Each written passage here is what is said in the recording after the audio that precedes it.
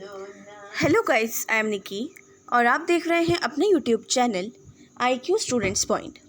So guys, जैसा कि आप सभी को ये पता है कि हमने अभी जो अपनी पब्लिक एडमिनिस्ट्रेशन की सेकंड यूनिट कंटिन्यू रखी है, उसमें हमने अपनी उसका टोटल फर्स्ट जो हमारी यूनिट सेकंड यूनिट का फर्स्ट पॉइंट है, मतलब नॉर्मली इंट्रोडक्शन बोलें तो उसके साथ हमने इसका फर्स्ट पॉइंट भी पढ़ लिया था और फर्स्ट सब टाइटल था द क्लासिकल थ्योरी।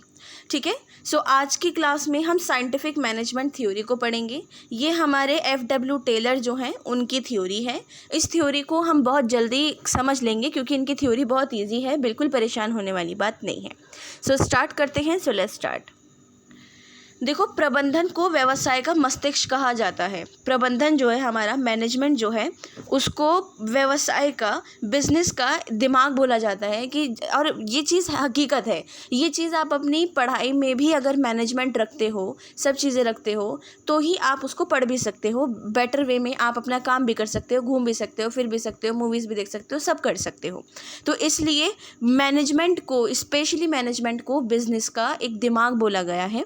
तो ये वाली चीज़ रखी गई है कि जो पूरा मैनेजमेंट प्रोसेस है ना, प्रबंधन प्रक्रिया, उसकी ज़रूरत हमें तब होती है जब हम किसी चीज़ को आगे बढ़ाते हैं।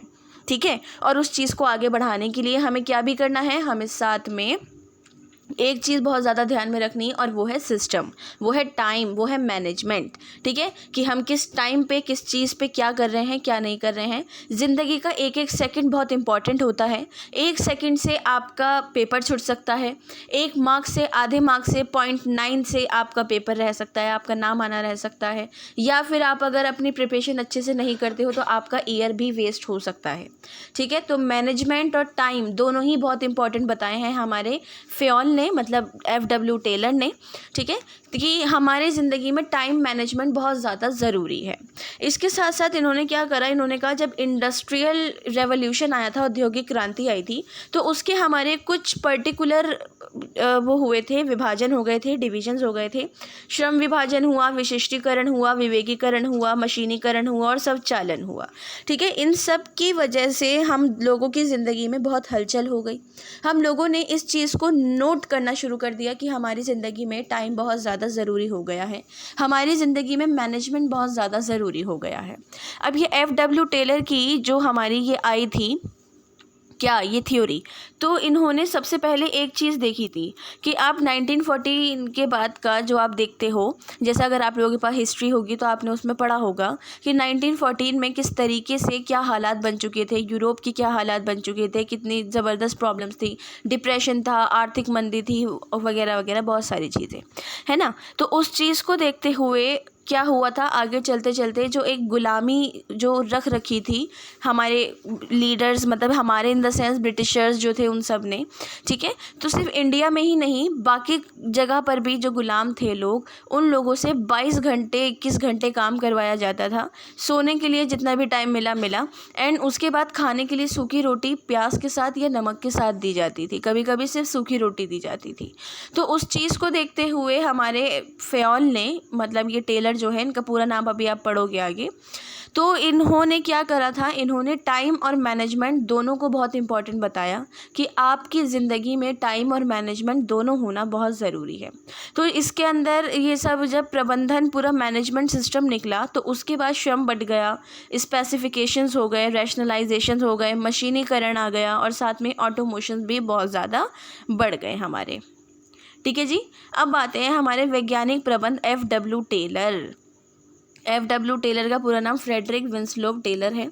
ये इस तरीके से दिखते हैं, अगर आपको दिख रहे हों तो, वैसे दिख तो रहे होंगे। ठीक है। तो इनका ये जो था, ये एक अमेरिकी फ़िलासफ़र थे, और इन्होंने अपनी अमेरिका में एक रिसर्च करी थी और रिसर्च लिखी थी। और वो रिसर्च क्या थी, वो यही थी जो मैंने आपको बताया। जब उन्होंने लोगों की सिचुएशन को देखा, उसके ऊपर उन्होंने इसको निकाला कि भाई 22 घंटे 23 घंटे का कोई मतलब नहीं होता है, आप लिमिटेड उनसे काम करवाओ और उनकी कैपेबिलिटी के हिसाब से करवाओ। क्योंकि ऐसा भी होता था, बच्चे हों, बूढ़े हों, जवान हों, औरतें हों, उनसे उनकी हैसियत से ज़्यादा, उनकी ताकत से ज़्यादा उनसे काम करवाया जाता था। तो उस चीज़ को हमारे हेनरिक ने, मतलब फ्रेडरिक ने, टेलर ने उस चीज़ को देखा और उस चीज़ को आगे बढ़ाया। तो उन्होंने बोला कि जब कोई भी हम एक चीज़ खोजते हैं तो उसके बारे में हम बहुत ज़्यादा उत्सुक रहते हैं, बहुत ज़्यादा हमें एक चाह सी रहती है कि हाँ हम उस चीज़ के बारे में जानेंगे, हमें पता लगेगा सब कुछ वगैरह वगैरह। तो टेलर जो थे इस चीज़ में विश्वास रखते थे, किस चीज़ में, बेस्ट मैनेजमेंट में, सर्वोत्तम प्रबंध में वो बहुत ज़्यादा बिलीव रखते थे। वो कहते थे कि हर तरीके का मैनेजमेंट, अब अगर आप लोग शादी में जाते हो या आपके घर में शादी होती है, जब तक मैनेजमेंट नहीं होगा आप कैसे अरेंजमेंट कर सकते हो। भाई इस टाइम पे हल्दी होनी है, इस टाइम पे मेहंदी है, इस टाइम पे रिंग सेरेमनी है, इस टाइम पे खाना खिलाया जाएगा, इस टाइम पे डांस होगा, ये होगा वो होगा। तो वो जो है ना वो टाइम मैनेजमेंट है। आप अगर उसमें ऐसा नहीं बनाओगे तो हो सकता है पूरा रात पूरा दिन 24 घंटे वो शादी चलती ही रहे। क्लियर है। तो उस चीज़ को यहाँ पर रखा गया है। तो हमारे जो टेलर हैं वो सर्वोत्तम प्रबंध पर, बेस्ट मैनेजमेंट पर पूरा फोकस करते हैं और वो कहते हैं कि भाई ज़िंदगी में, हर एक शख्स की ज़िंदगी में, चाहे वो बच्चा हो, बूढ़ा हो, बड़ा हो, जवान, लड़का लड़की, कोई भी हो, उनकी ज़िंदगी में बेस्ट मैनेजमेंट होना बहुत ज़्यादा ज़रूरी है। इनकी कुछ इंपॉर्टेंट बुक्स हैं। इनकी ये 3 मैंने बहुत ज़्यादा इंपॉर्टेंट बुक्स हैं जो बहुत फेमस हैं, जो आप आगे पढ़ोगे भी। तो ये सबसे पहली बुक है शॉप मैनेजमेंट, दूसरी बुक है अ पीस रेट और rate system, and third book है principle and method of scientific management. इसमें इनकी सबसे ज़्यादा फेमस बुक जो है वो शॉप मैनेजमेंट वाली है। इसके अंदर इन्होंने मतलब एक तरीके से शॉप मैनेजमेंट जो है उसके अंदर कुछ तरीके की चीज़ों को बताया कि जैसे श्रमिकों को अनऑफिशियली तरीके से काम नहीं करना है, उनके लिए लिमिट बनानी है, एज लिमिट के हिसाब से उनको काम देना है। ये नहीं कि आप कम उम्र वाले लोगों को हल्का काम और बड़ी उम्र के लोगों को भारी काम दे दो। तो इस तरीके की चीज़ों में इन्होंने शॉप मैनेजमेंट वाली बुक के अंदर अपना बात रखी थी। ठीक है। उसके बाद फिर हमारी बात आती है दूसरी बुक की, अ पीस रेट सिस्टम की। तो पीस रेट सिस्टम में उन्होंने एक तरीके से समय के बारे में बताया कि समय कितना ज़्यादा ज़रूरी होता है हर शख्स की ज़िंदगी में। तो इन्होंने समय को डिवाइड करने के बारे में कि आप अपनी ज़िंदगी में किस तरीके से टाइम को डिवाइड कर सकते हैं, बता सकते हैं, समझा सकते हैं। तो वो चीज़ करके और उसका यूज़ करके आप किस तरीके से अपनी ज़िंदगी को एक बहुत बेहतर बना सकते हैं, तो वो वाली चीज़ इस बुक में बताई। और the principle of scientific managements में इन्होंने साइंस की हेल्प से मैनेजमेंट बताया। साइंस की हेल्प से मैनेजमेंट कैसे बताया वो आपको आगे अभी पता लगेगा। ठीक है। वो जो फॉर्मूला नहीं था वो टाइम स्पीड डिस्टेंस वाला, ये वो वाला इन्होंने यहाँ पर यूज़ करा है। खैर मैथ्स बहुत बुरी होती है स्टूडेंट, आई नो। ठीक है। अब आते हैं टेलर के प्रबंध को की अवधारणा को, नहीं है स्टूडेंट की अवधारणा है। तो जी अब यहाँ पर क्या बात आती है, जो हमारे फ्रेडरिक विंसलॉफ टेलर है ना, सबसे पहली बात तो 1856 और 1915 तक जिए थे और ये हमारे साइंटिफिक मैनेजमेंट के जनक माने जाते हैं, फादर ऑफ साइंटिफिक मैनेजमेंट। ठीक है। हमारे ये कौन, टेलर जी। तो जी टेलर जी ने क्या करा, सबसे ज़्यादा फोकस करा व्यवसाय प्रबंध पर। उन्होंने कहा कि बिज़नेस का मैनेजमेंट होना बहुत ज़रूरी है। क्यों? क्योंकि जो हमारा ये मेंटल रेवोल्यूशन हुआ और भी बहुत सारी चीज़ें हुई, ठीक है ना, डिप्रेशन में चले गया पूरी कंट्रीज़, तो उससे यहाँ पर देखने को मिला लोगों की स्थिति, लोगों की सिचुएशन बहुत ख़राब हो गई थी। तो उस सिचुएशन के ख़राब होने के बाद हमारे टेलर ने व्यावसायिक प्रबंध को बताने का अच्छा समझा। अपने रिसर्च पेपर वो जितने भी निकालते थे वो सिर्फ व्यावसायिक प्रबंध पर ही निकालते थे। व्यावसायिक प्रबंध बोले तो बिजनेस मैनेजमेंट। ठीक है। तो उन्होंने इस बारे में बताया कि भाई मानसिक क्रांति जब हुई ना तो लोग अपना आपा ही भूल गए। वो भूल गए कि हम लोग कौन हैं, हमें क्या काम करते हैं, क्या करते हैं। पैसा ख़त्म, लोग ख़त्म, भूखमरी से लोग मर रहे थे और भी बहुत सारी चीज़ें। ठीक है। तो इस चीज़ को यहाँ देखा गया। तो टेलर ने हमारे ये बताया कि बहुत ज़्यादा ज़रूरी है क्या चीज़, ये चीज़ कि हम मानसिक क्रांति से अपने आप को कुछ सबक दें और हम टाइम एंड मोशन के हिसाब से अपनी ज़िंदगी को कंटिन्यू करें। Time and motion study a technique for recording. ठीक है। The times of performing a certain specific job which is carried out under specified condition for any analyse the data so as to obtain the time necessary for an operator to carry it out at defined rate of performance. देखो जी time और and motion क्या होता है वो हमारे Taylor ने बहुत अच्छे से डिफ़ाइन कर दिया है। ठीक है। तो यहाँ पर ये चीज़ बताई गई है कि अब टाइम और मैनेजमेंट को किस तरीके से हम टाइम और मोशन के हिसाब से एडजस्ट करेंगे। इन्होंने जो अंगूठा टेक नियम था उसको ख़त्म करा। उन्होंने कहा कि भाई रूल ऑफ जो थंब है उसको ख़त्म करो। यहाँ पर ये अब रूल ऑफ थंब की कोई भी काम नहीं रहा है। यहाँ पर सिर्फ और सिर्फ आपकी अपनी जिम्मेदारी है, जो भी काम करना है, जो भी करना है, ठीक है। रूल ऑफ थंब जो है, जैसे अगर आप किसी की तरफ उंगली करते हैं तो बाकी की 3 उंगलियां आपकी तरफ खुद आती हैं, आप देखना करके हाथ अपना ऐसा, ठीक है। तो वो चीज़ रूल ऑफ थंब के अंदर बताई गई है कि आप अगर किसी पे उंगली उठा रहे हो तो ऑलरेडी 3 उंगलियां आपके पास आ रही हैं, तो उस चीज़ को आप दूसरे को नहीं, अपने आप को देखो। तो रूल ऑफ थंब को, अंगूठा टेक नियम को ख़त्म करो, बेटर होगा, तभी हम उस चीज़ से आगे बढ़ पाएंगे और अपने व्यावसायिक प्रबंध को बहुत अच्छे से निभा पाएंगे, बिजनेस मैनेजमेंट को, ठीक है जी। तो इसके साथ साथ इसमें हमारी कुछ जैसे बुक्स जो थी इनकी इम्पॉर्टेंट बुक्स, स्पेशली उसमें से the piece rate system in manufacturing वाली में इन्होंने कम दर वेतन वाली चीज़ों को पर फोकस करा। इन्होंने कहा कि आप भले से लोग कम रखो, उनकी पेंशन ज़्यादा, पैसे ज़्यादा कर दो, सैलरी ज़्यादा कर दो, या फिर लोग कम रखो लेकिन उनकी हैसियत के हिसाब से, ताकत के हिसाब से उनसे काम मत करवाओ। ऐसा तो नहीं होगा, कोई फ़ायदा नहीं है। वो अगले 1 हफ़्ते तक काम करेगा और अगले 1 हफ़्ते बाद मर जाएगा। तो आपका इसमें कुछ नहीं गया, इसकी फैमिली ने उसको खो दिया, उसको चाहने वालों ने उसको खो दिया, आप तो उसकी जगह दूसरा रख लोगे। तो इन्होंने कहा कि आप लोग भले से कम लोग रखो लेकिन उनको पैसे ढंग के दो, ताकि वो अपना परिवार भी चला सकें और अपने आप को भी चला सकें, ठीक है। तो द पीस रेट सिस्टम में इन्होंने इसी बात पे सबसे ज़्यादा फोकस किया था। तो टेलर के प्रबंध की अवधारणा जो थी वो हमारी यहाँ पर क्लियर है। अब हम आगे टॉपिक पे बढ़ते हैं, वैज्ञानिक प्रबंध के सिद्धांतों पर, ठीक है। ये प्रिंसिपल्स ऑफ हमारे साइंटिफिक मैनेजमेंट से। तो प्रिंसिपल ऑफ साइंटिफिक मैनेजमेंट में सबसे पहला आता है कार्य के वास्तविक विज्ञान का विकास, effect of development of realistic science. देखो, टेलर ने बोला था कि जब तक संगठन में काम नहीं होता तब तक कुछ नहीं होता।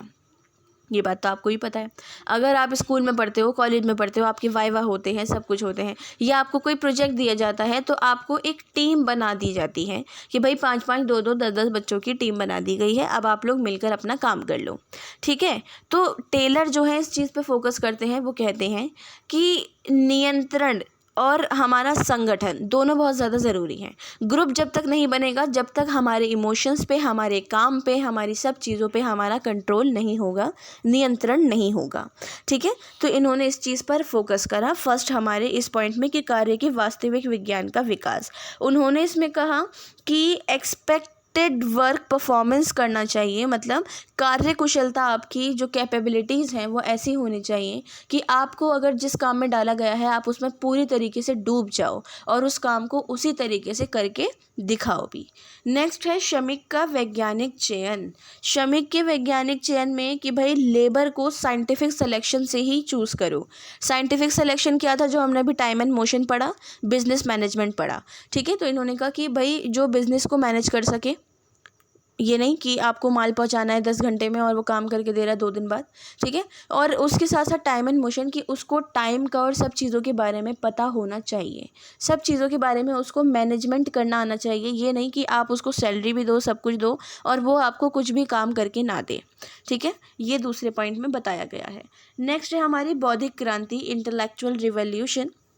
टेलर ने बोला था कि काम जो है साइंटिफिक रूप से चलना चाहिए, चाहे कुछ भी हो जाए, मेंटल रेवोल्यूशन आए या फिर पढ़ी लिखी रेवोल्यूशन आए, जो भी आए, लेकिन जो काम है वो मैनेजमेंट के हिसाब से, टाइम के हिसाब से और साइंस के हिसाब से चलना चाहिए, ठीक है। इनका ये मानना था कि जो श्रमिक प्रबंध के साथ सब चीज़ें हो रही थी ना, ये जो पूरा लेबर मैनेजमेंट बना था उससे पहले जब लोगों को काम करवाया जाता था इतने घंटे, उसके बाद बना था, ठीक है। तो उसमें इन्होंने ये बोला कि भाई मैं ये चीज़ मानता हूँ कि लोगों से इतनी देर तक काम करवाना तो ठीक नहीं है, बाकी आप उनको एक मेंटली टॉर्चर कर रहे हो, फिजिकली टॉर्चर कर रहे हो कि आप उनसे ज़बरदस्ती काम ले रहे हो और इससे कोई फ़ायदा नहीं होता है, अगले पल में, कुछ ही पल में वो इंसान मर जाता है। नेक्स्ट है प्रबंध एवं श्रमिकों के बीच मित्रतापूर्ण सहयोग। इन्होंने कहा कि भाई सबसे इम्पॉर्टेंट प्रिंसिपल है आप लोगों के बीच में एक रिलेशन अच्छा होना चाहिए।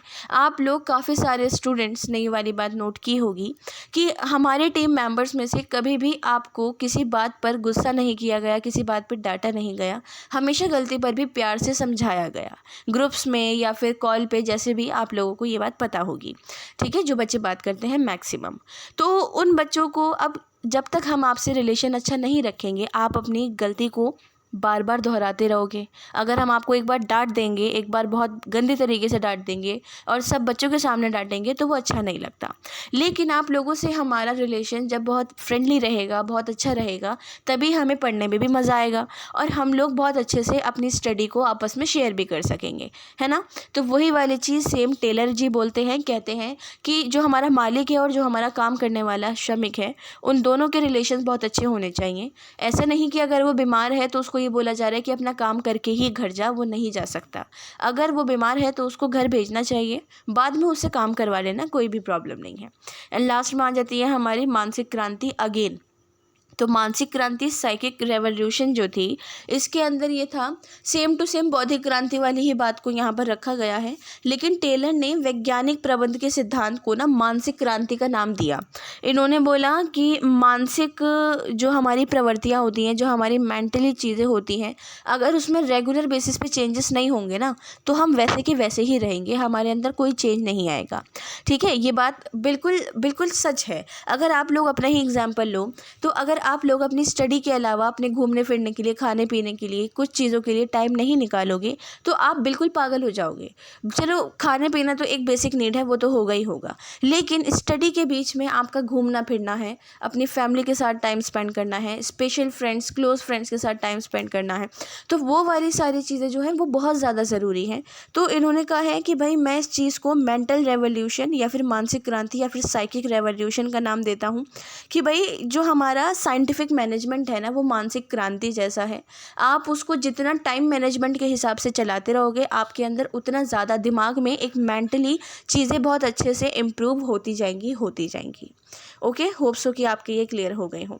सो आपकी जो सेकंड यूनिट का सेकंड सबटाइटल है साइंटिफिक मैनेजमेंट, ये कंप्लीट हो गया है। नेक्स्ट क्लास में हम आगे का टॉपिक कंटिन्यू करेंगे। सो आज की क्लास के रिगार्डिंग अगर कोई डाउट हो, क्वेश्चन हो या सजेशंस हो तो आप मुझसे कमेंट बॉक्स या टेलीग्राम चैनल पे पूछ सकते हैं। So thanks for the watching and best of luck all.